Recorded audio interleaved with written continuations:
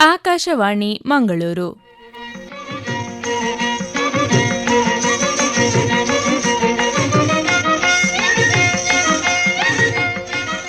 ವನಿತಾ ವಾಣಿ, ಮಹಿಳೆಯರಿಗಾಗಿ ಕಾರ್ಯಕ್ರಮ. ಇಂದಿನ ಕಾರ್ಯಕ್ರಮಕ್ಕೆ ತಮಗೆಲ್ಲ ಪ್ರೀತಿಯ ಸ್ವಾಗತ.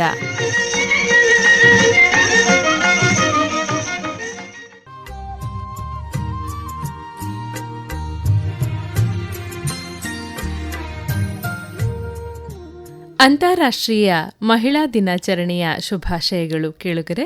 ಲಿಂಗ ತಾರತಮ್ಯದಿಂದ ಮುಕ್ತವಾದ ಉತ್ತಮ ಸಮಾಜವನ್ನ ನಿರ್ಮಿಸಲು ಮತ್ತು ಲಿಂಗ ಸಮಾನತೆಯ ಸಂದೇಶವನ್ನ ನೀಡಲು ಪ್ರತಿ ವರ್ಷ ಮಾರ್ಚ್ 8ರಂದು ಅಂತಾರಾಷ್ಟ್ರೀಯ ಮಹಿಳಾ ದಿನವನ್ನ ಆಚರಿಸಲಾಗುತ್ತದೆ. ಇತಿಹಾಸ ಮತ್ತು ಸಮಕಾಲೀನ ಸಮಾಜದಲ್ಲಿನ ಘಟನೆಗಳಿಗೆ ಮಹಿಳೆಯರ ಕೊಡುಗೆಗಳನ್ನು ಎತ್ತಿ ತೋರಿಸುವ ದಿನವೇ ಈ ದಿನ. ಮಹಿಳೆಯರು ಸಾಂಸ್ಕೃತಿಕ, ರಾಜಕೀಯ, ಸಾಮಾಜಿಕ ಹಾಗೂ ಆರ್ಥಿಕ ಹೀಗೆ ವಿವಿಧ ಕ್ಷೇತ್ರಗಳಲ್ಲಿ ಹೆಚ್ಚು ಸಾಧನೆಗಳನ್ನು ಮಾಡುವ ನಿಟ್ಟಿನಲ್ಲಿ ಈ ದಿನವನ್ನ ಅರ್ಥಪೂರ್ಣವಾಗಿ ಆಚರಿಸಲಾಗ್ತಾ ಇದೆ. ಒಂದು ಆರೋಗ್ಯಕರ ಸಮಾಜದಲ್ಲಿ ಮಹಿಳೆಯ ಕೊಡುಗೆ ಏನು ಅನ್ನುವಂತಹ ವಿಚಾರದಲ್ಲಿ ನಾವು ಕೂಡ ಇಂದು ವಿಶೇಷವಾಗಿ ಮಹಿಳಾ ದಿನವನ್ನು ಆಚರಿಸ್ತಾ ಇದ್ದೇವೆ. ಈ ಕಾರ್ಯಕ್ರಮದಲ್ಲಿ ನಮ್ಮ ಜೊತೆ ಸಂವಾದದಲ್ಲಿ ಭಾಗವಹಿಸ್ತಾ ಇದ್ದಾರೆ ಸಾಮಾಜಿಕ ಕಾರ್ಯಕರ್ತೆಯಾದಂತಹ ವೀಣಾ ಟಿ ಶೆಟ್ಟಿ, ವೈದ್ಯಕೀಯ ಕ್ಷೇತ್ರದಲ್ಲಿದ್ದುಕೊಂಡು ಸಾಮಾಜಿಕ ಸೇವೆಯಲ್ಲಿ ತೊಡಗಿಸಿಕೊಂಡಿರುವ ಡಾಕ್ಟರ್ ಆಶಾ ಜ್ಯೋತಿ ರೈ, ಸಂಘಟನಾತ್ಮಕವಾಗಿ ಕೆಲಸ ಮಾಡ್ತಾ ಇರುವಂತಹ ಕಸ್ತೂರಿ ಪಂಚ ಹಾಗೂ ಕಾನೂನು ಸಲಹೆಗಾರರಾಗಿರುವಂತಹ ಜಯಶ್ರೀ ರಟ್ಟಿಹಳ್ಳಿ. ಎಲ್ಲರಿಗೂ ಅಂತಾರಾಷ್ಟ್ರೀಯ ಮಹಿಳಾ ದಿನಾಚರಣೆಯ ಹಾರ್ದಿಕ ಶುಭಕಾಮನೆಗಳು. ಹೆಣ್ಣು ಸಮಾಜದ ಕಣ್ಣು ಅಂತ ಹೇಳ್ತಾರೆ. ಸಮಾಜವೊಂದು ಆರೋಗ್ಯಪೂರ್ಣವಾಗಿ ರೂಪುಗೊಳ್ಳಬೇಕಾದರೆ ಅದರಲ್ಲಿ ಹೆಣ್ಣಿನ ಕೊಡುಗೆ ಅಪಾರ ಎನ್ನುವುದನ್ನು ನಾವೆಲ್ಲ ಮನಕಂಡಿದ್ದೇವೆ. ಈ ದೃಷ್ಟಿಯನ್ನು ಇಟ್ಟುಕೊಂಡು ಆರೋಗ್ಯವಂತ ಸಮಾಜದ ನಿರ್ಮಾಣಕ್ಕೆ ಹೆಣ್ಣಿನ ಕೊಡುಗೆ ಎನ್ನುವ ವಿಷಯದ ಬಗ್ಗೆ ಒಂದಿಷ್ಟು ಚರ್ಚೆ, ವಿಚಾರ ವಿನಿಮಯ ನಡೆಸುವುದಕ್ಕಾಗಿ ನಾವೆಲ್ಲ ಇವತ್ತು ಇಲ್ಲಿ ಸೇರಿದ್ದೇವೆ. ಸಮಾಜ ಎಂದರೆ ಒಂದು ವ್ಯಕ್ತಿಗಳ ಗುಂಪು. ಹಾಗೆ ಸಮಾಜ ಒಂದು ಆರೋಗ್ಯಪೂರ್ಣವಾಗಿ ರೂಪುಗೊಳ್ಳಬೇಕಾದರೆ ಆ ವ್ಯಕ್ತಿಗಳ ನಡುವೆ ಒಂದು ರೀತಿಯ ಆರೋಗ್ಯಕರ ಸಂವಹನ, ಒಂದು ರೀತಿಯ ಪರಸ್ಪರ ಹೊಂದಾಣಿಕೆ, ಕೊಡುಕೊಳ್ಳುವಿಕೆ, ಒಂದು ಸಾಂಸ್ಕೃತಿಕ ಅನನ್ಯತೆ ಇತ್ಯಾದಿಗಳೆಲ್ಲ ಇರಬೇಕಾದ ಅಗತ್ಯ ಇರ್ತದೆ. ಇನ್ನು ಸಮಾಜ ಪರಿಪೂರ್ಣವಾಗಬೇಕಿದ್ರೆ ಬರೀ ವ್ಯಕ್ತಿಗಳಿಂದ ಸಾಧ್ಯ ಇಲ್ಲ. ನಮ್ಮಲ್ಲಿರುವ ಸಂಪನ್ಮೂಲಗಳ ಅಗತ್ಯ ಕೂಡ ಇದೆ. ಈ ಸಂಪನ್ಮೂಲಗಳು ಯಾವುದು ಅಂತ ಹೇಳಬೇಕಿದ್ರೆ ಬಹುಶಃ ಪಂಚಭೂತಗಳ ಬಗ್ಗೆ ನಾವು ಮಾತಾಡ್ಬೋದು. ಗಾಳಿ, ಮಣ್ಣು, ಬೆಳಕು, ನೀರು, ಆಕಾಶ ಇತ್ಯಾದಿ. ನಾವೆಲ್ಲ ತಿಳಿದುಕೊಂಡಂತೆ ನದಿಗಳ ಮುಖಜ ಭೂಮಿಗಳಲ್ಲೇ ಹಿಂದೆಲ್ಲ ಸಮಾಜಗಳು ರೂಪುಗೊಂಡಿದ್ದವು.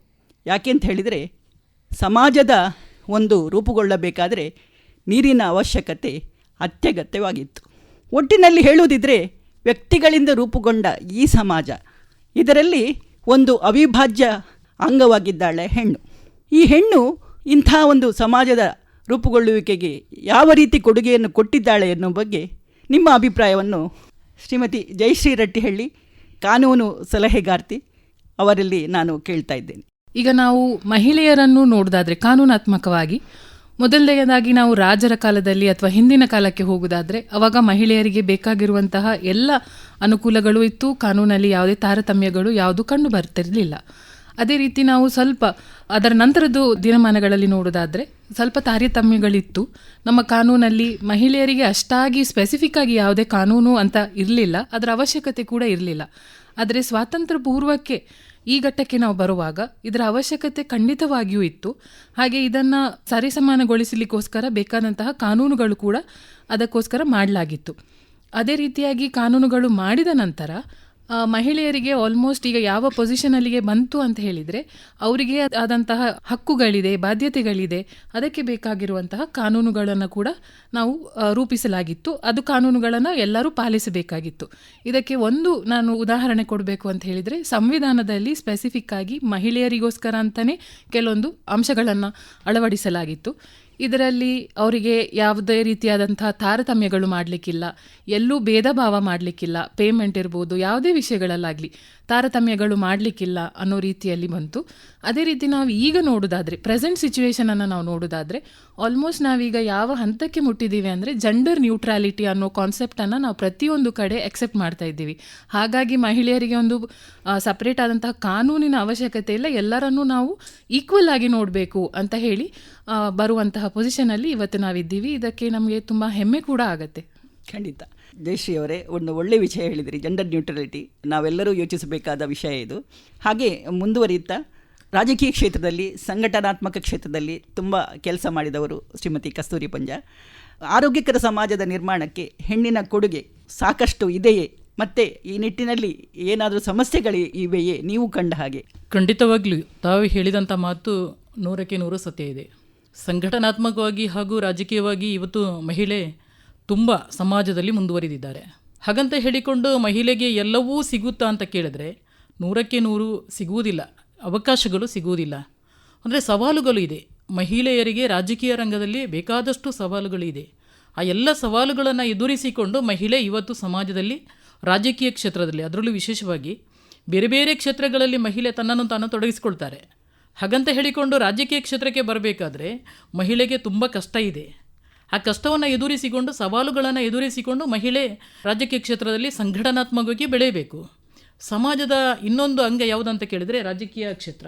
ಆ ರಾಜಕೀಯ ಕ್ಷೇತ್ರದಲ್ಲಿ ನಾವು ಬೇಕಾದಷ್ಟು ಕೆಲಸ ಕಾರ್ಯಗಳನ್ನು ಮಾಡಬಹುದು. ಅಂದರೆ ಒಬ್ಬರ ಅಶಕ್ತರಿಗೆ ಏನು ನಾವು ಕೆಲಸ ಕಾರ್ಯಗಳು ಮಾಡಲಿಕ್ಕಿದೆ ಅದನ್ನು ನಾವು ಮಾಡಬೇಕಾದ್ರೆ ರಾಜಕೀಯ ರಂಗಕ್ಕೆ ಬರಲೇಬೇಕು. ರಾಜಕೀಯ ರಂಗಕ್ಕೆ ಬರಬೇಕಾದ್ರೆ ಪ್ರಥಮವಾಗಿ ನಮ್ಮ ಮನೆಯನ್ನು ಸರಿ ಇಟ್ಟುಕೊಂಡು ನಾವು ಬರಬೇಕು. ಒಂದು ಕ್ಷೇತ್ರಕ್ಕೆ ಹೋಗಬೇಕಾದ್ರೆ ಎಲ್ಲವನ್ನ ದೂಡಿಕೊಂಡು ಹೋಗುವುದಲ್ಲ. ರಾಜಕೀಯ ಕ್ಷೇತ್ರದಲ್ಲಿ ಬರಬೇಕಾದ್ರೂ ಕೂಡ ವಿಶೇಷವಾಗಿ ನಾವು ಮನೆಯಿಂದ ಹೊರಗಡೆ ಬರಬೇಕಾದ್ರೆ ನೂರಾರು ಕಣ್ಣುಗಳು ನಮ್ಮನ್ನು ಗಮನಿಸುತ್ತೆ. ಒಂದು ಲೆಕ್ಕದಲ್ಲೇ ಹೇಳಬೇಕಾದ್ರೆ ರಾಜಕೀಯ ಕ್ಷೇತ್ರಕ್ಕೆ ಮಹಿಳೆಯರು ತೀರಾ ಕಡಿಮೆಯಲ್ಲಿ ಬರ್ತಿದ್ರು. ಈಗ ಬೇಕಾದಷ್ಟು ವಿದ್ಯಾಭ್ಯಾಸವನ್ನು ಪಡ್ಕೊಂಡು ಬೇಕಾದಷ್ಟು ಮಹಿಳೆಯರು ರಾಜಕೀಯ ಕ್ಷೇತ್ರದಲ್ಲಿ ಇದ್ದಾರೆ. ನನ್ನ ಲೆಕ್ಕ ಪ್ರಕಾರ ಈಗಲೂ ಕೂಡ ರಾಜಕೀಯ ಒಂದು ಹಂತಕ್ಕೆ ಮುಟ್ಟಬೇಕಾದ್ರೆ ಅದರಲ್ಲಿ ವಿಶೇಷವಾದ ಕೊಡುಗೆ ಯಾರ್ದಂತ ಕೇಳಿದರೆ ಮಹಿಳೆಯರದ್ದು. ಮಹಿಳೆ ಯಾವತ್ತೂ ಕೂಡ ಭ್ರಷ್ಟಾಚಾರಿ ಆಗುವುದಿಲ್ಲ. ಅವರ ಮನಸ್ಸಿನಲ್ಲಿ ಆತ್ಮಾಭಿಮಾನ ಇರುತ್ತೆ, ಆತ್ಮಸಾಕ್ಷಿಯಾಗಿ ಕೆಲಸ ಮಾಡುತ್ತಾರೆ. ಒಬ್ಬರು ಮಹಿಳೆ ಅಂದರೆ ತನ್ನ ಮನೆಯನ್ನು ಯಾವ ರೀತಿಯಲ್ಲಿ ನೋಡಿಕೊಂಡು ಬರ್ತಾರೆ ಅದೇ ರೀತಿಯಲ್ಲಿ ಹೊರಗಿನ ಪ್ರಪಂಚವನ್ನು ನೋಡಲಿಕ್ಕೆ ಬಯಸ್ತಾರೆ. ಈ ನಿಟ್ಟಿನಲ್ಲಿ ರಾಜಕೀಯ ಕ್ಷೇತ್ರ ಆಗಲಿ ಅಥವಾ ಸಂಘಟನಾತ್ಮಕವಾಗಿ ಬೆಳೆಯಬೇಕಾದ್ರೆ ಪ್ರಥಮವಾಗಿ ನಮ್ಮನ್ನು ನಾವು ಆತ್ಮಸಾಕ್ಷಿಯಾಗಿ ಅದರಲ್ಲಿ ತೊಡಗಿಸಿಕೊಳ್ಬೇಕು. ಆವಾಗ ಮಾತ್ರ ಯಾವುದರಲ್ಲೂ ನಾವು ಸಾರ್ಥಕತೆಯನ್ನು ಕಂಡುಕೊಳ್ಳಲಿಕ್ಕೆ ಸಾಧ್ಯತೆ ಇದೆ. ಹೆಚ್ಚು ಮಹಿಳೆಯರು ರಾಜಕೀಯ ಕ್ಷೇತ್ರವನ್ನು ಪ್ರವೇಶಿಸುವ ಮೂಲಕ ಆರೋಗ್ಯಕರ ಒಂದು ಸಮಾಜದ ನಿರ್ಮಾಣ ಖಂಡಿತ ಸಾಧ್ಯವಿದೆ. ನಿಮ್ಮ ಮಾತುಗಳನ್ನು ನಾವು ಕೂಡ ಒಪ್ತಾ ಇದ್ದೇವೆ. ಅದೇ ರೀತಿ ನಮ್ಮೊಂದಿಗೆ ಇದ್ದಾರೆ ಡಾಕ್ಟರ್ ಆಶಾ ಜ್ಯೋತಿ ರೈ. ಇವರು ಡಾಕ್ಟರ್ ಆಗಿರುವಂತೆಯೇ ಸಮಾಜ ಸೇವೆಯಲ್ಲಿ ತುಂಬ ತಮ್ಮನ್ನು ತಾವು ತೊಡಗಿಸಿಕೊಂಡವರು. ಒಂದು ಹೆಣ್ಣು ಮನೆಯಲ್ಲಾಗಲಿ, ಕೌಟುಂಬಿಕವಾಗಿ ಆಗಿರಲಿ, ಸಾಮಾಜಿಕವಾಗಿ ಆಗಿರಲಿ, ಅವಳು ಒಂದು ಕೊಡುಗೆ ನೀಡಬೇಕಾದ್ರೆ ಮುಖ್ಯವಾಗಿ ಅವಳ ದೈಹಿಕ ಮಾನಸಿಕ ಆರೋಗ್ಯ, ಅದರಲ್ಲಿ ಒಂದು ಸಂತುಲನೆ ತುಂಬ ಅಗತ್ಯ. ಈ ದೃಷ್ಟಿಯನ್ನು ಇಟ್ಟುಕೊಂಡು ತಮ್ಮ ಒಂದು ಅಭಿಪ್ರಾಯವನ್ನು ವ್ಯಕ್ತಪಡಿಸಬೇಕಾಗಿ ನಾನು ಡಾಕ್ಟರ್ ಆಶಾ ಜ್ಯೋತಿ ರೈ ಅವರಲ್ಲಿ ಕೇಳಿಕೊಳ್ತಾ ಇದ್ದೇನೆ. ನೀವು ಹೇಳಿದ ಹಾಗೆ ನಿಮ್ಮ ಪ್ರಶ್ನೆಯಲ್ಲಿಯೇ ಉತ್ತರ ಅಡಗಿದೆ. ಒಂದು ಸಮಾಜದ ಒಂದು ಕಟ್ಟುವಿಕೆಗೆ ನಾವೆಲ್ಲರೂ ಒಂದು ವೈಯಕ್ತಿಕವಾಗಿ ಹೇಳಿದರೆ ಇಂಡಿವಿಜುವಲ್ಸ್ ನಾವೆಲ್ಲ ಅದಕ್ಕೆ ಕಾರಣೀಭೂತರಾಗಿರ್ತೇವೆ. ನಾವೊಂದು ಯೂನಿಟ್. ಅದು ಗಂಡಾಗಲಿ ಹೆಣ್ಣಾಗಲಿ ಆರೋಗ್ಯ ಹೇಳುವಂಥದ್ದು ಸಾರ್ವತ್ರಿಕ. ಶರೀರಮಿದಂ ಖಲು ಧರ್ಮ ಸಾಧನಂ ಅಂತ ಹೇಳ್ತಾರೆ ಹಿರಿಯರು. ಯಾಕೆಂದರೆ ಒಂದು ಈ ಶರೀರ, ಈ ಮಾನವ ಶರೀರ ನಮಗೆ ಬಂದಿದೆ ಅಂತ ಹೇಳಿದರೆ ಏನಾದರೂ ಒಂದು ಸಾಧನೆ ಮಾಡಿ ಹೋಗಬೇಕು ಹೇಳುವಂತಹ ವಿಚಾರದಲ್ಲಿ ಹಿರಿಯರು ಹೇಳಿದ್ದಾರೆ. ಹಾಗಾಗಿ ಈ ಶರೀರವನ್ನು ನಾವು ಒಂದು ಸಮತೋಲನದಲ್ಲಿ ಆರೋಗ್ಯಕರವಾಗಿ ಇಟ್ಕೊಂಡ್ರೆ ಒಂದು ಧರ್ಮ, ಅರ್ಥ, ಕಾಮ, ಮೋಕ್ಷ ಯಾವುದು ನಮಗೆ ಹೇಳ್ತಾರೆ ಇದನ್ನು ನಮಗೆ ಸುಲಭವಾಗಿ ಸಂಪಾದನೆ ಮಾಡ್ಬೋದು ಹೇಳುವಂಥದ್ದು ಹಿರಿಯರು ಹೇಳಿದಂತಹ ಒಂದು ವಿಚಾರ. ಈಗ ಧರ್ಮ ಅಂತ ಹೇಳಿದ ತಕ್ಷಣ ನಾವು ಧರ್ಮ ಅಂತ ಹೇಳಿದರೆ ರಿಲಿಜಿಯಾಸಿಟಿಗೆ ಹೋಗ್ತೇವೆ. ಧರ್ಮ ಹೇಳಿದರೆ ಅದಲ್ಲ. ಆ್ಯಕ್ಚುಲಿ ನಾವು ಒಂದು ಹೆಣ್ಣಾಗಿ ನಮ್ಮ ಧರ್ಮ ಏನು? We are the nourishers. ನಾವು ಇಡೀ ಸಮಾಜವನ್ನು ನರಿಷ್ ಮಾಡುವಂತಹ ಒಂದು ತುಂಬ ಒಂದು ಶಕ್ತಿಶಾಲಿ ಒಂದು ಸ್ಥಾನಮಾನದಲ್ಲಿದ್ದೇವೆ ಇವತ್ತು. ಒಂದು ತಾಯಿಯಾದವಳು ತನ್ನ ಮಗುವಿಗೆ ನರಿಷ್ ಮಾಡೋದು ಅಥವಾ ಪೋಷಣೆ ಮಾಡೋದು ದೊಡ್ಡ ವಿಷಯ ಇಲ್ಲ. ಆದರೆ ಒಂದು ಸಮಾಜಕ್ಕೆ ತಾಯಿಯಾಗಿ ನಿಂತು ಅವಳು ಪೋಷಣೆ ಮಾಡ್ತಾಳಂತಾದರೆ ಅದು ಬಹಳ ಒಂದು ತಾಕತ್ತಿನ ಒಂದು ಕೆಲಸ. ಅದು ಆ ತಾಯಿಗೆ ಅವಳ ಆರೋಗ್ಯ ಚೆನ್ನಾಗಿದ್ದರೆ ಆರೋಗ್ಯವಂತ ಸಮಾಜ ಸುಲಭವಾಗಿ ಅದನ್ನು ಸಾಧಿಸಲಿಕ್ಕೆ ಸಾಧ್ಯ ಇದೆ ಹೇಳುವಂಥದ್ದು ನನ್ನ ಅಭಿಪ್ರಾಯ. ಆರೋಗ್ಯ ಅಂತ ಹೇಳಿದ ಕೂಡಲೇ ಹೆಚ್ಚಾಗಿ ನಾವು ನಮ್ಮ ಕಾನ್ಸೆಪ್ಟ್ನಲ್ಲಿ ನಾವು ಬರೀ ದೈಹಿಕ ಆರೋಗ್ಯವನ್ನು ಯೋಚನೆ ಮಾಡ್ತೇವೆ. ದೈಹಿಕ ಮಾತ್ರ ಅಲ್ಲ, ಮಾನಸಿಕ ಆರೋಗ್ಯ, ಭಾವನಾತ್ಮಕವಾದಂತಹ ಆರೋಗ್ಯ, ಸಾಮಾಜಿಕವಾದಂತಹ ಆರೋಗ್ಯ, ಆಧ್ಯಾತ್ಮಿಕವಾದಂತಹ ಆರೋಗ್ಯ, ಈ ಎಲ್ಲ ಆರೋಗ್ಯಗಳನ್ನು ಒಳಗೊಂಡ್ರೆ ಮಾತ್ರ ಅದು ಸಂಪೂರ್ಣ ಆರೋಗ್ಯ ಅಂತ ಹೇಳಿ ನನ್ನ ಭಾವನೆ. ಅದನ್ನು ನಾವೆಲ್ಲ ಹೆಂಗಸರು ಅದನ್ನು ಈ ಒಂದು ಪ್ರತಿ ಸರ್ತಿ ನಾವು ಇಂಟರ್ನ್ಯಾಷನಲ್ ವುಮೆನ್ಸ್ ಡೇ ದಿನ ಮಾತ್ರ ನಮಗೆ ಎಚ್ಚರಿಕೆ ಆಗ್ತದೆ. ಎಲ್ಲವನ್ನು ಸಮಗ್ರವಾಗಿ ನಾವು ಅದನ್ನು ಕೈಯಲ್ಲಿ ಹತೋಟಿಯಲ್ಲಿ ಇಟ್ಕೊಳ್ಬೇಕು. ಅದನ್ನು ಮಾಡಿದರೆ ನಮ್ಮ ದೇಶವನ್ನು ಮುಂದೆ ತೆಕೊಂಡು ಹೋಗ್ಲಿಕ್ಕೆ ಸಾಧ್ಯತೆ, ವಿಶ್ವವನ್ನು ಮುಂದೆ ತೆಕೊಂಡು ಹೋಗಲಿಕ್ಕೆ ಸಾಧ್ಯತೆ. ಹೌದು, ಖಂಡಿತ. ಈಗ ಡಾಕ್ಟರ್ ಆಶಾ ಜ್ಯೋತಿ ರೈ ಅವರು ಆಡಿದ ಮಾತುಗಳಲ್ಲಿ ಒಂದು ಎಳೆಯನ್ನು ಹಿಡಿದುಕೊಂಡು ಮುಂದೆ ಸಾಗೋದಿದ್ರೆ, ಅವರು ಹೇಳಿದರು ವುಮನ್ ಈಸ್ ಎ ನರಿಷರ್ ಅಂತ, ಅಂದರೆ ಪೋಷಣೆ ಮಾಡುವವಳು ಅಂತ. ಆದರೆ ನಮ್ಮ ಒಂದು ಸಾಮಾಜಿಕ ಪರಿಸ್ಥಿತಿಯನ್ನು ಗಮನಿಸಿದರೆ ಹೆಣ್ಣು ಕೌಟುಂಬಿಕವಾಗಿ ತುಂಬ ಕೊಡುಗೆಯನ್ನು ನೀಡಿದ್ದಾಳೆ. ಅಂದರೆ ಒಂದು ಪರಿಪೂರ್ಣ ಮಹಿಳೆಯಾಗಿ ಕೌಟುಂಬಿಕ ಕ್ಷೇತ್ರದಲ್ಲಿ ಭಾರತೀಯ ಹೆಣ್ಣು ರೂಪುಗೊಂಡಿದ್ದಾಳೆ. ವಿಶ್ವದ ಎಲ್ಲೆಡೆಯಿಂದ ಜನರು ಕೌಟುಂಬಿಕ ಮೌಲ್ಯಗಳಿಗಾಗಿ ಒಂದು ಭಾರತದತ್ರ ನೋಡುತ್ತಿರಬೇಕಾದ್ರೆ ಅದಕ್ಕೆ ಮುಖ್ಯ ಕಾರಣ ಭಾರತೀಯ ಮಹಿಳೆ ಅಂತ ನಾವು ಹೇಳ್ಬೋದು. ಆದರೆ ಈ ಒಂದು ಹೆಣ್ಣು ಭಾರತದಲ್ಲಿ ನಮ್ಮ ಒಂದು ಸಂಸ್ಕೃತಿಯ ಪ್ರಕಾರ ಹೆಣ್ಣು ಹುಟ್ಟಿದಾಗಲೇ ಅವಳನ್ನು ತಾಯಿಯಾಗಿ ಅಥವಾ ಒಂದು ಹೆಂಡತಿಯಾಗಿ ಅಥವಾ ಮಗಳಾಗಿ ಈ ರೀತಿಯಾಗಿ ನೋಡ್ತೇವೆ ಹೊರತು ಅವಳನ್ನು ಓರ್ವ ವ್ಯಕ್ತಿಯಾಗಿ ರೂಪಿಸುವಲ್ಲಿ ನಾವು ಸ್ವಲ್ಪ ಸೋತಿದ್ದೇವೆ ಅಂತ ನನ್ನ ಅನಿಸಿಕೆ. ಕೌಟುಂಬಿಕವಾಗಿ ಅವಳು ಸಂಭಾಳಿಸುವುದು ಸಾಧ್ಯ ಇದೆ, ಆದರೆ ಅವಳು ಸಾಮಾಜಿಕವಾಗಿ ತೆರೆದುಕೊಳ್ಳುವುದು ಸ್ವಲ್ಪ ಕಷ್ಟವಾಗ್ತದೆ. ಈ ಸಾಮಾಜಿಕವಾಗಿ ತೆರೆದುಕೊಳ್ಳದಿದ್ದರೆ ಅಲ್ಲಿ ಕೊಡುಗೆಯನ್ನು ನೀಡುವುದು ಅವಳಿಗೆ ಕಷ್ಟವಾಗ್ತದೆ. ಈಗ ನಾವು ನೋಡಿದರೆ ಹೆಣ್ಣಿನ ಕೊಡುಗೆ ಅಗತ್ಯ ಒಂದು ಸಮಾಜದ ಹಿತದೃಷ್ಟಿಯಿಂದ, ಅದು ಎಲ್ಲ ಕ್ಷೇತ್ರಗಳಲ್ಲಿ, ರಾಜಕೀಯವಾಗಿ, ಕಾನೂನಾತ್ಮಕವಾಗಿ ಅಥವಾ ಒಂದು ಆರೋಗ್ಯದ ದೃಷ್ಟಿಯಿಂದ. ಆದರೆ ಅಂಥ ಒಂದು ಕೊಡುಗೆ ಅವಳಿಗೆ ಕೊಡಲಿಕ್ಕೆ ಸಾಧ್ಯವಾಗ್ತಾ ಇಲ್ಲ. ಯಾಕೆ ಅಂತ ಹೇಳಿದರೆ ಅವಳು ಸಾಮಾಜಿಕವಾಗಿ ತನ್ನನ್ನು ತಾನು ಪರಿಪೂರ್ಣವಾಗಿ ತೆರೆದುಕೊಳ್ಳುವುದಕ್ಕೆ ಬೇಕಾದ ಅವಕಾಶಗಳು ಅವಳಿಗೆ ಸಿಗ್ತಾ ಇಲ್ಲ. ಈ ನಿಟ್ಟಿನಲ್ಲಿ ನಾವು ಏನು ಮಾಡಬಹುದು ಜಯಶ್ರೀ ಅವರೇ? ಮೇಡಮ್, ಈಗ ನೋಡುವಂಥದ್ದಾದರೆ ನೀವು ರೈಟ್ಲಿ ಪಾಯಿಂಟ್ ಔಟ್ ಮಾಡಿದ ಹಾಗೆ ನಾವು ಸಮಾಜದಲ್ಲಿ ನೋಡೋದಂತಾದರೆ ಈಗ ಕೌಟುಂಬಿಕವಾಗಿ ನಾವೇನು ಬೇಕು ಅದನ್ನೆಲ್ಲ ಸಮರ್ಥವಾಗಿ ಮಾಡ್ತಾ ಇದ್ದೀವಿ. ನಮಗೆ ಬೇಕಾಗಿರುವಂಥದ್ದು ಏನಾದರೂ ಪ್ರಾಬ್ಲಮ್ಗಳಿಗಾದರೆ ಅದಕ್ಕೆ ಬೇಕಾಗಿರೋ ಕಾನೂನಿದೆ, ಅದರ ಪಾಡಿಗೆ ಅದು ನಡ್ಕೊಂಡು ಹೋಗ್ತಾ ಇದೆ. ಈಗ ಹೊರಗೆ ಒಂದು ಮಹಿಳೆ ಹೊರಗೆ ಬಂದಾಗ, ಅವಳೊಂದು ದುಡಿಲಿಕ್ಕೆ ಹೋದಾಗ ಅಥವಾ ಅವಳೊಂದು ಉದ್ಯಮ ಮಾಡಲಿಕ್ಕೆ ಹೋದಾಗ ಅವಳನ್ನು ಅವಳು ಹೇಗೆ ಸದೃಢಗೊಳಿಸ್ಕೊಳ್ಬಹುದು ಅಂತ ಹೇಳಿದರೆ ಇದಕ್ಕೆ ಕೂಡ ನಮ್ಮ ಕಾನೂನಲ್ಲಿ ಒಂದು ಅವಕಾಶ ಇದೆ. ಅಂದರೆ ಇದಕ್ಕೆ ಬೇಕಾಗಿರುವಂತಹ ಕಾನೂನುಗಳನ್ನು ಈಗ ಸೃಷ್ಟಿ ಅಂದರೆ ಈಗ ನಾವು ಪಾಸ್ ಮಾಡಿ ಆಗಿದೆ. ಅಂದ್ರೆ ಈಗ ಪಾಶ್ ಇರ್ಬೋದು, ಈ ರೀತಿಯಾದಂತಹ ಕಾನೂನುಗಳು ಹೇಗೆ ಆಗುತ್ತೆ ಅಂತ ಹೇಳಿದ್ರೆ ಮಹಿಳೆ ಒಂದು ಅವಳು ಕೆಲಸ ಮಾಡುವ ಕಾರ್ಯಸ್ಥಾನಕ್ಕೆ ಹೋದ ಕೂಡಲೇ ಅಥವಾ ಹೋಗುವ ದಾರಿಯಲ್ಲಿ ಕೂಡ ಅವಳಿಗೆ ಪ್ರೊಟೆಕ್ಷನ್ ಇದೆ. ಈ ಲಾ ಅಂಡರ್ ಅಲ್ಲಿ ಪಾಶ್ ಅಂತ ಏನು ನಾವು ಹೇಳ್ತೀವಿ, prevention of sexual harassment against women, ಈ ಕಾನೂನು ತುಂಬಾ 2013 ಇದು ಬಂದಿರುವಂತದ್ದು. 2013 ತುಂಬಾ ಒಳ್ಳೆ ರೀತಿಯಲ್ಲಿ ಮಹಿಳೆಯರಿಗೆ ಸಪೋರ್ಟ್ ಮಾಡ್ತಾ ಇದೆ ಈ ಕಾನೂನು. ಸೊ ಈಗ ಎಲ್ಲಿ ನಾವು ಹೋಗಿ ಕೆಲಸ ಮಾಡಿದ್ರು, ರಾತ್ರಿ ಪಾಳ್ಯದಲ್ಲಿರ್ಬೋದು, ಹಗಲಿನ ಪಾಳ್ಯದಲ್ಲಿರ್ಬೋದು ಅಥವಾ ಎಲ್ಲೇ ಕೂಡ ಆಗಿರ್ಬೋದು, ಅವರಿಗೆ ಬೇಕಾಗಿರುವಂತಹ ಎಲ್ಲ ರಕ್ಷಣೆಗಳಿರ್ಬೋದು, ಅದೇ ರೀತಿಯಾಗಿ ಅವರಿಗೆ ಒಂದು ಬೇಕಾಗಿರುವಂತಹ ಪೂರಕವಾದ ಎನ್ವೈರ್ಮೆಂಟ್ ಅನ್ನು ಕ್ರಿಯೇಟ್ ಮಾಡಲಿಕ್ಕೆ ಈ ಕಾನೂನು ತುಂಬಾ ಹೆಲ್ಪ್ ಮಾಡಿದೆ. ಹಾಗಾಗಿ ನನ್ನ ಅಭಿಪ್ರಾಯದಲ್ಲಿ ಈಗ ಮಹಿಳೆಯರು ಹೊರಗಡೆ ಬಂದು ಕೆಲಸ ಮಾಡಲಿಕ್ಕೆ ಯಾವುದೇ ರೀತಿಯಾದಂಥ ಹೆದರುವ ಅವಶ್ಯಕತೆ ಇಲ್ಲ. ಅವರಿಗೆ ಬೇಕಾಗಿರೋ ಕಾನೂನಾತ್ಮಕವಾದ ಸದೃಢವಾದ ಅವರಿಗೆ ಪ್ರೊಟೆಕ್ಷನ್ ಏನಿದೆ ಅದು ಲಭ್ಯವಿದೆ ಅಂತ ಹೇಳಲಿಕ್ಕೆ ಬಯಸ್ತೀನಿ. ಒಳ್ಳೆ ವಿಚಾರ. ಈಗ ಕಸ್ತೂರಿ ಅವರೇ, ನೀವು ಹೇಳಿದ್ರಿ ಹೆಚ್ಚು ಹೆಚ್ಚು ಮಹಿಳೆಯರು ರಾಜಕೀಯಕ್ಕೆ ಬರಬೇಕು. ನಾವು ಎಲ್ಲ ಅದನ್ನು ನಿಜವಾಗಿ ಒಪ್ತೇವೆ. ಯಾಕೆಂತ ಹೇಳಿದರೆ ಭ್ರಷ್ಟಾಚಾರ ಅಂತ ಏನು ಇದೆ, ನಮ್ಮ ಒಂದು ಪೆಡಂಭೂತ ನಮ್ಮ ಸಮಾಜವನ್ನು ಹುರಿದು ಬುಕ್ಕಿ ತಿಂತಾ ಇದೆ. ಇದರಿಂದ ಹೊರಬರಬೇಕಾದ್ರೆ ಹೆಚ್ಚು ಮಹಿಳೆಯರು ಬರಬೇಕು. ರಾಜಕೀಯವನ್ನು ದೂರ ಇಟ್ಟರೆ ನಾವೇ ಬಲಿ ಪಶುಗಳಾಗುವಂಥ ಪರಿಸ್ಥಿತಿ ನಾವು ನೋಡಿದ್ದೇವೆ. ಈಗ ಹೆಚ್ಚು ಮಹಿಳೆಯರು ರಾಜಕೀಯಕ್ಕೆ ಬರಬೇಕು. ಈ ದೃಷ್ಟಿಯಿಂದ ನಾವು ನೋಡಿದರೆ ಇದನ್ನು ಹೇಗೆ ಸಾಧ್ಯವಾಗಿಸಬಹುದು? ಸಂಘಟನಾತ್ಮಕವಾಗಿ ಮಹಿಳೆಯರು ತಮ್ಮನ್ನು ತಾವು ಬೇರೆ ಬೇರೆ ರೀತಿ ಬೇರೆ ಬೇರೆ ಕ್ಷೇತ್ರಗಳಲ್ಲಿ ತೊಡಗಿಸ್ಕೊಳ್ತಾರೆ.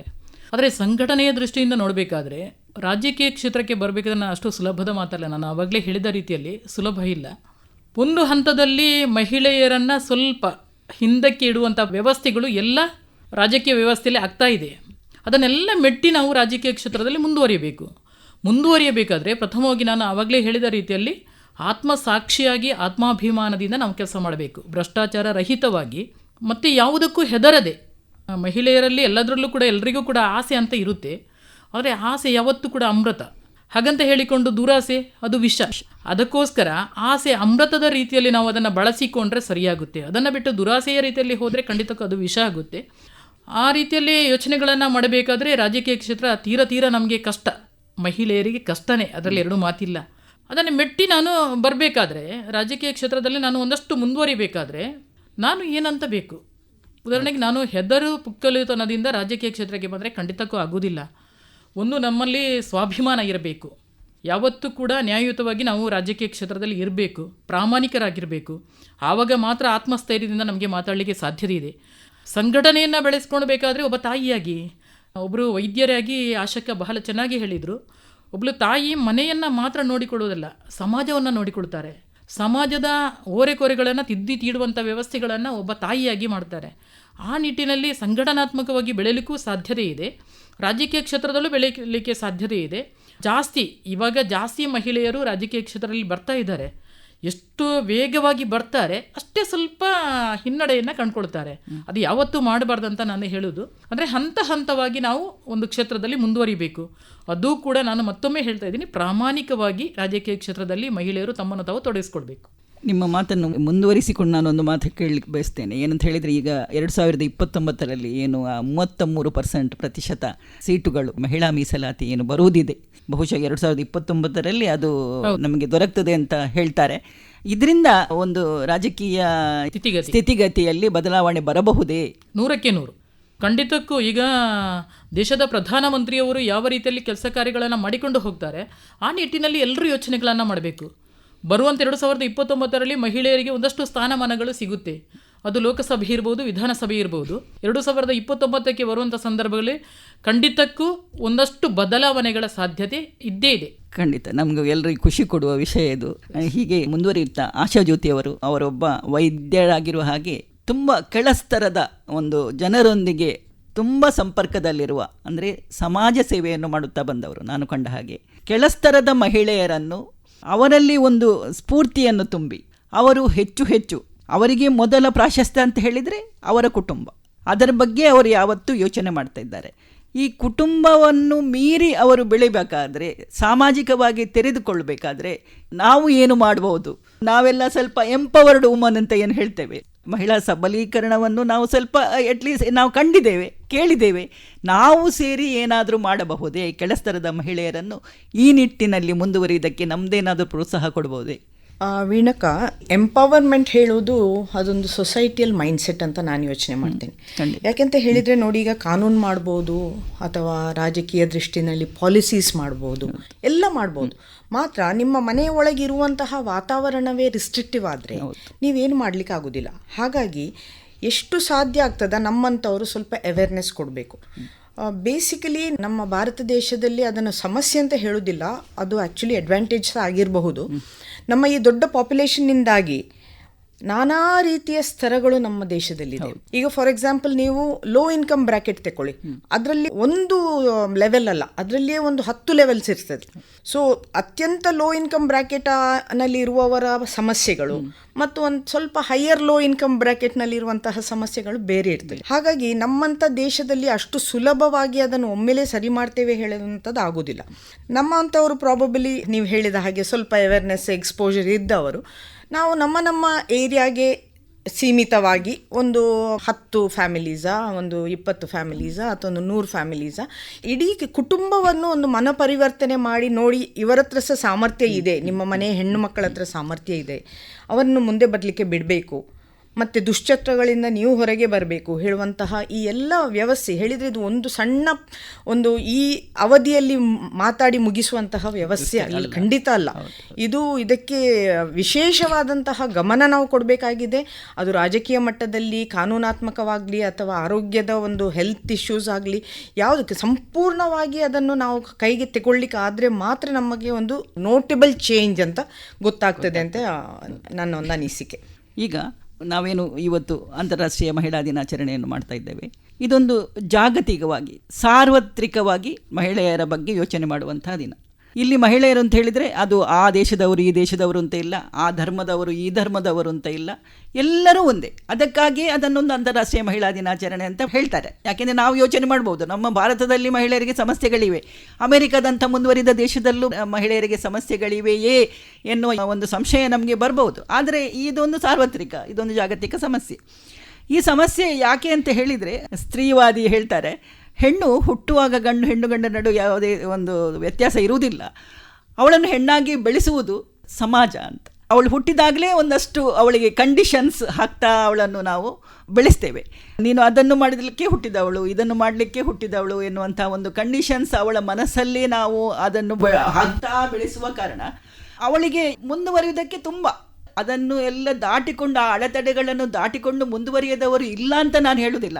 ನಾನು ಮೊನ್ನೆ ಒಂದು ಜಮ್ಮು ಆ್ಯಂಡ್ ಕಾಶ್ಮೀರದ ಪೊಲೀಸ್ ಆಫೀಸರ್ ಒಬ್ಬರು ಪರ್ವೀನ್, ಅವರು ಎನ್ಕೌಂಟರ್ ಸ್ಪೆಷಲಿಸ್ಟ್ ಅಂತೆ, ಮಹಿಳಾ ಪೊಲೀಸ್. ಒಬ್ಬ ರಿಪೋರ್ಟರ್ ಅವರಿಗೆ ಇಂಟರ್ವ್ಯೂ ಮಾಡ್ತಾ ಅವರ ಹತ್ರ ಕೇಳಿದ, ನೀವು ಎಷ್ಟು ಎನ್ಕೌಂಟರ್ ಮಾಡಿರ್ಬೋದು ಅಂತ. ನಾನೊಂದು 5 ವರ್ಷ JNK ಪೊಲೀಸಲ್ಲಿ ಸರ್ವಿಸಲ್ಲಿದ್ದೆ, ಪ್ರತಿ ದಿವಸ ಒಂದು ಎನ್ಕೌಂಟರ್ ಮಾಡ್ತಾ ಇದ್ದೆ ಅಂತ ಅವ್ರಿಗೆ ಹೇಳಿದರು. ಅದಕ್ಕೆ ಅವನು ಹೇಳಿದ್ರು, ನಿಮಗೆ ಹೆದರಿಕೆ ಆಗಲಿಲ್ವಾ?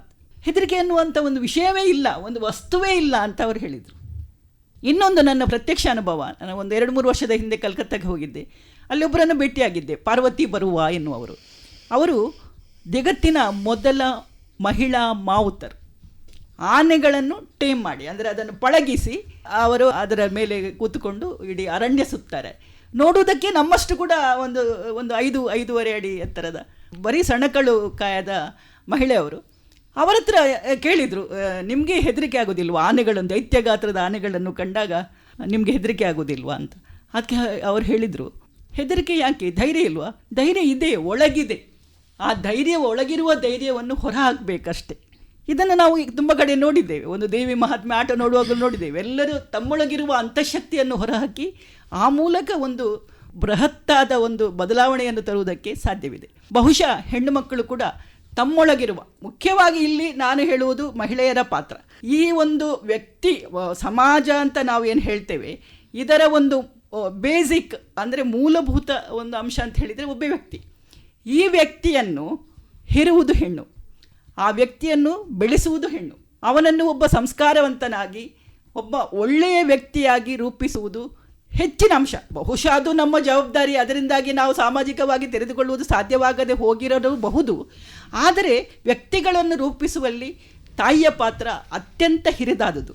ಆದ ಕಾರಣ ಈ ಒಂದು ದೃಷ್ಟಿಯಲ್ಲಿ ಒಂದು ಆರೋಗ್ಯಕರ ಸಮಾಜದ ರೂಪುಗೊಳ್ಳುವಿಕೆ ಅಥವಾ ಅದಕ್ಕಾಗಿ ನಾವು ಕೊಡುಗೆ ನೀಡುವ ದೃಷ್ಟಿಯಲ್ಲಿ ಒಂದಷ್ಟು ಈ ಒಂದು ತಾಯಿಯಾಗಿ ನಾವು ಹೇಗೆ ನಮ್ಮ ಪಾತ್ರವನ್ನು ನಿಭಾಯಿಸಬಹುದು?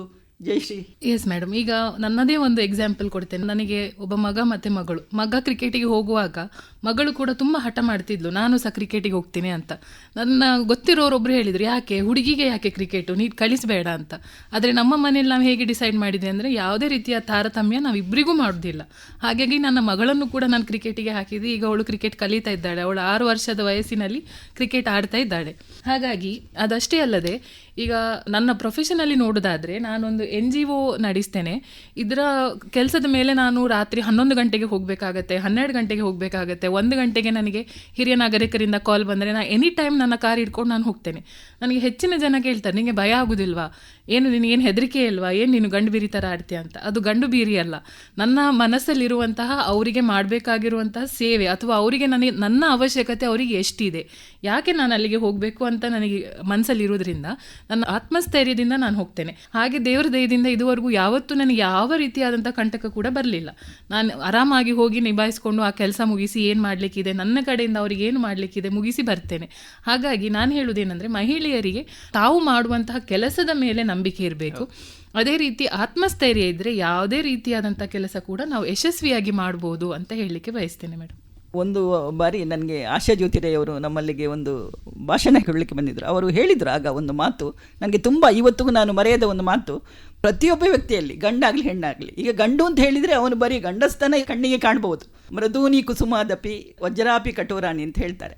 ಅಂದರೆ ಗಂಡು ಅಂತ ಹೇಳಿದರೆ ನಾವು ವಜ್ರದಾಗೆ ಕಠೋರ, ಹೆಣ್ಣು ಅಂತ ಹೇಳಿದರೆ ಹೂವಿನಾಗೆ ಮೃದು ಅಂತ. ಆದರೆ ಗಂಡಿನಲ್ಲಿ ಹೆಣ್ತನ ಇಲ್ಲ ಅಂತ ಇಲ್ಲ, ಆ ಹೆಣ್ಣಿನ ಭಾವನೆಗಳು, ಆ ಒಂದು ಪ್ರೀತಿ ವಾತ್ಸಲ್ಯ ಇಲ್ಲ ಅಂತ ಇಲ್ಲ. ಎಷ್ಟೋ ತಂದೆಯಂದಿರು ಮಕ್ಕಳನ್ನು ಪ್ರೀತಿಯಿಂದ ಬೆಳೆಸ್ತಾರೆ. ಅದೇ ಹೆಣ್ಣಿನಲ್ಲಿ ಈಗ ಜಯಶ್ರೀ ಹೇಳಿದಾಗೆ ರಾತ್ರಿ ಯಾವ ಹೊತ್ತಿಗಾದರೂ ಹೊರಟು ಕಾರ್ ತೆಗೆದು ಹೊರಟು, ಏನಂದರೆ ತನ್ನ ಅಗತ್ಯ ಇದೆ ಎಂದು ಅರಿವಾದಾಗ ಅವಳು ಹೋಗಲಿಕ್ಕೆ ರೆಡಿ ಇರ್ತಾಳೆ. ಅದು ಅವಳಲ್ಲಿರುವ ಆ ಗಂಡು ಮ್ಯಾನ್ಲಿ ಟ್ರೇಟ್ಸ್. ಇಂಥದನ್ನು ನಾವೊಂದು ಸಮತೋಲನ ಮಾಡಿಕೊಂಡು ಬಹುಶಃ ಬಾಳಿದರೆ ಬದುಕು ತುಂಬ ಚೆಂದ ಆಗ್ತದೆ ಅಂತ ನನ್ನದೊಂದು ಅನಿಸಿಕೆ. ನಿಮ್ಮ ಅನಿಸಿಕೆ ಏನು ಅಂತ ಹೇಳ್ಬೋದಾ ಕಸ್ತೂರಿ ಅವರೇ? ಖಂಡಿತಕ್ಕೂ ಪ್ರಥಮವಾಗಿ ಮಹಿಳೆ ಒಬ್ಬ ಹೆಣ್ಣಾಗಿ ತಾಯಿಯಾಗಿ ತನ್ನ ಮನೆಯನ್ನು ನೋಡಿಕೊಳ್ಳುವುದರ ಜೊತೆಗೆ ತಾನು ಹೊರಗಿನ ಪ್ರಪಂಚಕ್ಕೆ ಬರಬೇಕಾದ್ರೆ ನಾಯಕತ್ವದ ಗುಣವನ್ನು ಬೆಳೆಸ್ಕೊಳ್ಳೇಬೇಕು. ಹಿಂದೆ ಒಂದು ಕಾಲ ಇತ್ತು, ಸಂಕುಚಿತ ಮನೋಭಾವನೆಯಲ್ಲಿ ಬೆಳೆದಂತಹ ಎಷ್ಟೋ ಹೆಣ್ಣು ಮಕ್ಕಳು ಕೂಡ 4 ಗೋಡೆಯ ಮಧ್ಯೆ ಇರ್ತಿದ್ರು. ಈಗ ಅದೆಲ್ಲವನ್ನ ಬಿಟ್ಟುಕೊಂಡು ಹೊರಗೆ ಬಂದಿದ್ದಾರೆ. ಹೊರಗೆ ಬರಬೇಕಾದ್ರೆ ನಾನು ಹೇಳುವಂಥ ಮಾತು ಒಂದೇ, ಯಾವತ್ತೂ ಕೂಡ ನಮ್ಮ ಮನೆಯನ್ನು ದಾಟಿ ಬರಬೇಕಾದ್ರೆ ಮನೆಯನ್ನು ಸರಿಯಾಗಿ ಇಟ್ಕೊಳ್ಬೇಕು. ಪ್ರಥಮವಾಗಿ ಮನೆಯನ್ನು, ಕುಟುಂಬವನ್ನು ಸರಿಯಾಗಿ ಇಟ್ಟುಕೊಂಡು ಮಾತ್ರ ಯಾವ ಕ್ಷೇತ್ರದಲ್ಲೂ ನಾವು ಬೆಳೆಯಲಿಕ್ಕೆ ಸಾಧ್ಯತೆ ಇದೆ, ತಮ್ಮ ವ್ಯಕ್ತಿತ್ವವನ್ನು ರೂಪುಗೊಳ್ಳಲಿಕ್ಕೆ ಸಾಧ್ಯತೆ ಇದೆ, ನಾಯಕತ್ವವನ್ನು ಬೆಳೆಸಿಕೊಂಡು ಬರಲಿಕ್ಕೆ ಸಾಧ್ಯತೆ ಇದೆ. ಅದೇ ರೀತಿಯಲ್ಲಿ ಹೆಣ್ಣಾಗಿ ಒಂದು ಅಶಕ್ತ ಕುಟುಂಬಗಳಿಗೆ, ಆಶಕ್ಕ ಹೇಳಿದ ಹಾಗೆ, ಜಯಶಕ್ಕ ಹೇಳಿದ ಹಾಗೆ, ಒಂದು ಅಶಕ್ತ ಕುಟುಂಬಗಳಿಗೆ ನೆರವು ಕೊಡಲಿಕ್ಕೆ ನಮ್ಮಿಂದ ಖಂಡಿತಕ್ಕೂ ಸಾಧ್ಯತೆ ಇದೆ. ಸಂಘಟನಾತ್ಮಕವಾಗಿ, ರಾಜಕೀಯವಾಗಿ ಅಥವಾ ಯಾವುದೇ ರಂಗಗಳಲ್ಲಿ ಇದ್ರೂ ಕೂಡ ಮಹಿಳೆ ಬೆಳೆಯಬೇಕು, ಬೆಳೆದು ತಾಯಿಯಾಗಿ ಸಮಾಜದ ಕೆಲಸ ಕಾರ್ಯಗಳನ್ನು ಮಾಡಿಕೊಂಡು ಬರಬೇಕು. ಖಂಡಿತ. ನಾನು ನಿಮ್ಮನ್ನು ನೋಡಿದ್ದೇನೆ, ನಾವು ಒಟ್ಟಿಗೆ ಬೃಂದಾವನಕ್ಕೆ ಹೋಗಿದ್ದೆವು, ನಿಮ್ಮೊಡನೆ ಹಂಚಿಕೊಳ್ತಾ ಇದ್ದೇನೆ. ಬೃಂದಾವನದಲ್ಲಿ ಬಸ್ಸಲ್ಲಿ ನಾವು ಇಬ್ಬರು ಒಟ್ಟಿಗೆ ಕೂತ್ಕೊಂಡಿದ್ದೆವು, ನಾನು ಕಸ್ತೂರಿ ಪಂಜಾರ್ ಅವರು. ರಾತ್ರಿ ಇಡೀ ಅವರಿಗೆ ಫೋನ್ ಕಾಲ್ಸ್, ಇಲ್ಲಿಂದ, ನಮ್ಮ ಮಂಗಳೂರಿಂದ. ಅಂದರೆ ಒಂದಲ್ಲ ಒಂದು ಸಮಸ್ಯೆಗಳನ್ನು ಅವರಲ್ಲಿ, ಯಾಕೆ ಅಂತ ಹೇಳಿದರೆ ಸಮಸ್ಯೆಗೆ ಎಲ್ಲಿ ಪರಿಹಾರ ಸಿಗ್ತದೆ ಅಲ್ಲಿಗೆ ಮಾತ್ರ ಸಮಸ್ಯೆ ಹೋಗೋದು.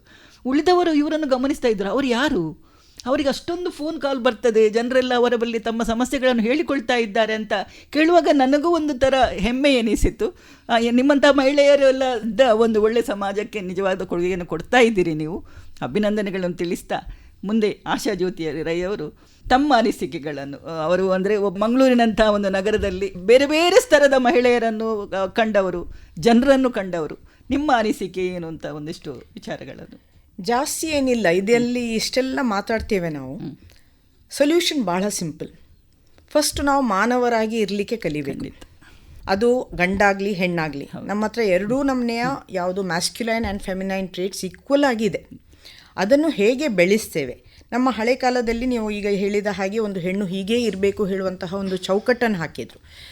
ಇದು ವರ್ಷಕ್ಕೆ, ದಶಕಕ್ಕೆ, ಒಂದು ಸೆಂಚುರಿಗೆ ಚೇಂಜ್ ಆಗ್ತಾ ಹೋಗ್ತದೆ. ಆ ಚೇಂಜಸ್ಸನ್ನು ನಾವು ಮೈಗೂಡಿಸ್ಕೊಂಡು ನಮ್ಮ ಇವತ್ತಿನ ಪರಿಸ್ಥಿತಿಗೆ ಯಾವ ರೀತಿಯ ಒಂದು ವ್ಯವಸ್ಥೆ ನಮ್ಮಿಂದ ಬೇಕು, ಆ ರೀತಿಯ ಸ್ಕಿಲ್ಸನ್ನು ಡೆವಲಪ್ ಮಾಡಿಕೊಂಡು, ಆ ರೀತಿಯ ಒಂದು ಮೈಂಡ್ಸೆಟನ್ನು ಡೆವಲಪ್ ಮಾಡಿಕೊಂಡು ನಾವು ಹೆಜ್ಜೆ ಹಾಕ್ತಾ ಹೋದರೆ ತುಂಬ ಸುಲಭವಾಗಿ ಈ ಕಷ್ಟಗಳನ್ನು ನಿವಾರಿಸಬಹುದು ಅಂತ ಹೇಳುವಂತಹ ಒಂದು ಅನಿಸಿಕೆ ನನ್ನದು. ಅದು ಎಲ್ಲರಿಗೂ ಸಹಜವಾಗಿ ಬರ್ತದೆ ಅಂತ ನಾನು ಹೇಳೋದಿಲ್ಲ. ಆದರೂ ಇಷ್ಟು ಎಜುಕೇಷನ್ ಸಿಸ್ಟಮ್ ಇವತ್ತೆಲ್ಲ ಬೆಳ್ಕೊಂಡಿರುವಾಗ ನಮ್ಮಾರು ಕೆಲವು ಹಳೆಯ ವಿಸ್ಡಮ್ ಅಂತ ಏನು ಹೇಳ್ತೇವೆ, ಆ ವಿಸ್ಡಮ್ಮನ್ನು ಈಗಿನ ಎಜುಕೇಷನ್ ಪದ್ಧತಿಯೊಟ್ಟಿಗೆ ನಾವು ಸೇರಿಸಿಕೊಂಡು ಹೋದರೆ ಇದನ್ನು ಬಹಳ ಸುಲಭವಾಗಿ ನಿವಾರಣೆ ಮಾಡಬಹುದು ಅಂತ ಹೇಳುವಂಥದ್ದು ನನ್ನ ಒಂದು ಅನಿಸಿಕೆ. ಖಂಡಿತವಾಗಿ ನಮ್ಮ ಭಾರತೀಯ ಪರಂಪರೆಯಲ್ಲಿ ಒಂದು ಅಗಾಧವಾದ ಜ್ಞಾನ ಭಂಡಾರವಿದೆ. ಇದೆಲ್ಲ ನಮಗೆ ಯಾರಿಗೂ ಸಿಗ್ತಾ ಇಲ್ಲ, ವಿಶೇಷವಾಗಿ ಮಹಿಳೆಯರಿಗೆ. ನಮ್ಮಲ್ಲಿ ಒಂದು ಗರ್ಭ ಸಂಸ್ಕಾರ ಅನ್ನುವಂಥ ಒಂದು ಕಾನ್ಸೆಪ್ಟ್ ಇದೆ. ಬಹುಶಃ ಗುಜರಾತಲ್ಲಿ ಈಗಾಗಲೇ ಇದನ್ನು ಒಂದು ಸಾಮಾಜಿಕ ಒಂದು ಆಂದೋಲನವಾಗಿ ತೆಗೆದುಕೊಂಡಿದ್ದಾರೆ. ಒಂದು ಸಮರ್ಥ ಭಾರತವನ್ನು ರೂಪಿಸುವಲ್ಲಿ ಇದರಿಂದ ಸಾಧ್ಯವಾಗ್ತದೆ ಅಂತ ಹೇಳ್ತಾರೆ. ಇಂಥ ಈ ಒಂದು ಹೆಣ್ಣನ್ನು, ಆ ಒಂದು ವ್ಯಕ್ತಿಗಳನ್ನು ರೂಪಿಸುವಲ್ಲಿ ಹೆಣ್ಣು ಪ್ರಮುಖ ಪಾತ್ರ ವಹಿಸ್ತಾಳೆ. ಅವನೇನಾದರೂ ತಪ್ಪು ದಾರಿ ಹಿಡಿದರೆ ಅದಕ್ಕೆ ಕಾರಣ ಹೆಣ್ಣು ಅಂತ ಹೇಳುವವರೇ ಇಂಥ ಒಂದು ಅದ್ಭುತವಾದ ಕಾನ್ಸೆಪ್ಟಿನ ಬಗ್ಗೆ ಹೆಣ್ಣು ಮಕ್ಕಳಿಗೆ ಯಾವುದೇ ಅರಿವಿಲ್ಲ, ನಮಗೆ ಗೊತ್ತಿಲ್ಲ ಇದರ ಬಗ್ಗೆ. ಇದು ಯಾರಿಗೆ ಸಾಧ್ಯ ಉಂಟು ಅವರಾದರೂ ಇದನ್ನು ಮಾಡಬಹುದು. ಅಥವಾ ಇಂಥ ಒಂದು ಅದ್ಭುತ ಜ್ಞಾನಗಳನ್ನು ನಾವು ತಿಳಿದುಕೊಳ್ಳುವುದರಿಂದ ಯಾರಿಗೆ ಸಾಧ್ಯ ಉಂಟು ಅವರು ಉಳಿದವರಿಗೆ ತಿಳಿಸಿ ಹೇಳುವ ಮೂಲಕ ಒಂದು ಒಳ್ಳೆಯ ಸಮಾಜವನ್ನು ರೂಪಿಸುವಲ್ಲಿ ಮಹಿಳೆಯರಿಗೆ ಅವರು ಏನಾದರೂ ಒಂದು ಕೊಡುಗೆಯನ್ನು ನೀಡಬಹುದು ನಾವೆಲ್ಲ ಸೇರಿಕೊಂಡು ಅಂತ ಹೇಳ್ತಾ, ಒಂದು ಅಂತಾರಾಷ್ಟ್ರೀಯ ಮಹಿಳಾ ದಿನಾಚರಣೆಯ ಈ ಸಂದರ್ಭದಲ್ಲಿ ಇಂಥ ಒಂದು ಹೆಣ್ಣಿನ ಬಗ್ಗೆ, ನಮ್ಮ ಬಗ್ಗೆ ನಾವು ವಿಚಾರ ವಿನಿಮಯ ಮಾಡಿಕೊಳ್ಳೋದು. ಸಾಧಾರಣವಾಗಿ ಹೇಳ್ತಾರೆ 4 ಹೆಣ್ಮಕ್ಳು ಒಟ್ಟಿಗೆ ಸೇರಿದರೆ ಸೀರೆ ಬಗ್ಗೆ, ಬಂಗಾರದ ಬಗ್ಗೆ, ಹಾಗೆ ಒಡವೆಗಳ ಬಗ್ಗೆ ವಿಚಾರ ಮಾತಾಡ್ತಾರೆ ಅಂತ ಸಾಧಾರಣವಾಗಿ ನಮ್ಮ ಮೇಲೆ ಇರುವಂಥ ಒಂದು ಅಪವಾದ. ಅದನ್ನು ಬಿಟ್ಟು ನಾವು ನಿಜವಾಗಿ ನಾವು ಒಂದು ಪ್ರಾಮಾಣಿಕವಾಗಿ ಏನು ಮಾಡಬಹುದು, ಮಹಿಳೆಯರ ಕೊಡುಗೆ ಸಮಾಜಕ್ಕೆ ಬೇಕು. ಆರೋಗ್ಯಕರ ಸಮಾಜ ಒಂದು ರೂಪುಗೊಳ್ಳಬೇಕಾದರೆ ಮಹಿಳೆಯರ ಕೊಡುಗೆ ಬೇಕು. ಅದು ಹೆಚ್ಚು ಹೆಚ್ಚು ಸಿಗುವಂತೆ ನಾವು ಯಾವ ರೀತಿ ಒಂದು ಕೆಲಸ ಮಾಡಬಹುದು ಎನ್ನುವ ವಿಚಾರದಲ್ಲಿ ಒಂದಷ್ಟು ಚರ್ಚೆ ಮಾಡಿದ್ದಾರೆ. ಇಂಥ ಒಂದು ಅವಕಾಶವನ್ನು, ಈ ಚರ್ಚೆಯಲ್ಲಿ ಪಾಲ್ಗೊಂಡ ತಮಗೆಲ್ಲರಿಗೂ ಧನ್ಯವಾದಗಳನ್ನು ತಿಳಿಸುತ್ತಾ, ಇಂಥ ಒಂದು ಅವಕಾಶವನ್ನು ನಮಗೆ ಕಲ್ಪಿಸಿಕೊಟ್ಟ ಮಂಗಳೂರು ಆಕಾಶವಾಣಿಗೆ ನಮ್ಮ ಒಂದು ಹೃತ್ಪೂರ್ವಕವಾದ ಧನ್ಯವಾದಗಳನ್ನು ಸಲ್ಲಿಸುತ್ತಾ ನಮ್ಮ ಮಾತುಗಳನ್ನು ಮುಗಿಸ್ತೇವೆ.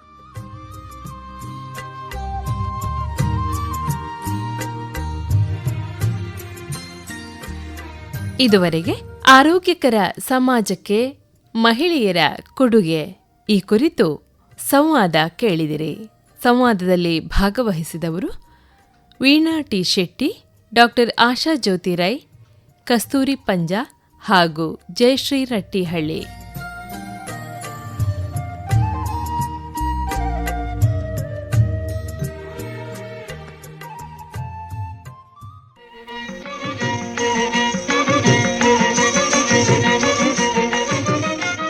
ಇದು ಇಂದಿನ ವನಿತಾವಾಣಿ.